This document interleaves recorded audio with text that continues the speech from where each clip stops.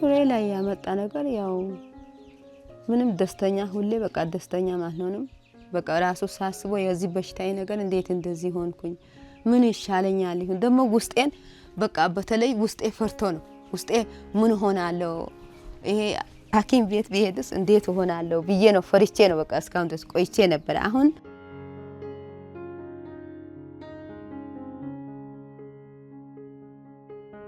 جنبار إياكو أتار هيدا